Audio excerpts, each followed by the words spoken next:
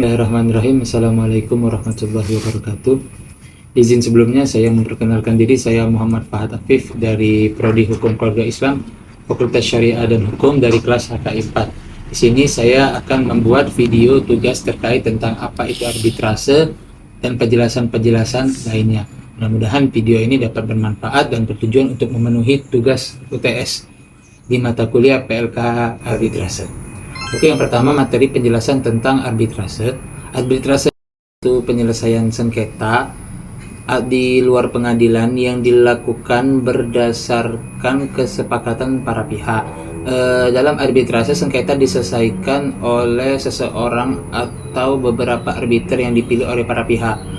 Kemudian arbiter tersebut memberikan putusan yang bersifat final dan mengikat. Jadi putusan arbitrase itu bersifat final and binding. Dia mengikat, tidak bisa diajukan kembali.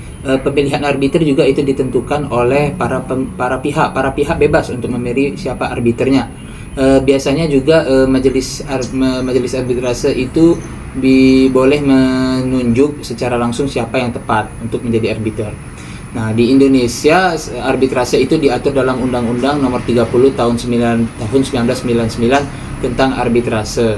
Arbitrase itu biasanya digunakan dalam sengketa bisnis, sengketa perdagangan, dan juga sengketa yang dibuat oleh para pengusaha-pengusaha. Karena arbitrase ini bersifat menutup, bersifat rahasia, yang dimana itu merupakan keuntungan bagi para investor, bagi para pedagang untuk menjaga nama baik perusahaan mereka. Arbitrase hanya dapat dilakukan apabila terdapat perjanjian arbitrase antara para pihak. Perjanjian itu dapat dibuat sebelum sengketa terjadi, yang disebut dengan pactum de compromitendo, atau dibuat setelah sengketa terjadi, yang dikenal sebagai akta kompromis. Dalam proses arbitrase terdapat beberapa tahapan. Pertama yaitu adanya kesepakatan arbitrase, kedua salah satu pihak mengajukan permohonan, lanjut ke para pihak memilih siapa arbiter yang tepat, lanjut pemeriksaan perkara yaitu mendengarkan keterangan para pihak disertai bukti saksi. Kemudian arbiter memberikan putusan. Saksi itu dapat berupa alat bukti itu dapat berupa saksi, dapat berupa benda dan lain sebagainya. Seperti yang kita ketahui, saksi itu adalah orang yang mendengar, melihat secara langsung semua kejadian peristiwa yang ia alami. Selain itu, arbitrase memiliki beberapa kelebihan, antara lain prosesnya cepat, biaya ringan, dan selain memiliki kelebihan, arbitrase juga punya kekurangan. Salah satunya adalah biayanya yang terkadang cukup tinggi, terutama juga menggunakan arbiter profesional atau lembaga arbitrase internasional. Selain itu, keputusannya final. Para pihak tidak memiliki banyak kesempatan untuk mengajukan banding. Dan juga di Indonesia terdapat beberapa lembaga arbitrase. Salah satunya ada Badan Arbitrase Nasional Indonesia atau yang biasa dikenal dengan BANI, yang sering memegangi sengketa bisnis dan perdagangan. Ada juga Badan Arbitrase Syariah Nasional Indonesia.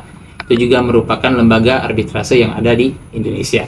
Arbitrase merupakan jalur alternatif penyelesaian sengketa yang efektif dan juga berada di luar pengadilan, dan putusannya itu bersifat final and binding. Arbitrase memberikan solusi hukum tanpa harus melalui proses pengadilan yang panjang. Maka dari itu biasanya para pengusaha, para pedagang lebih memilih penyelesaian sengketa melalui arbitrase karena sangat menguntungkan bagi mereka.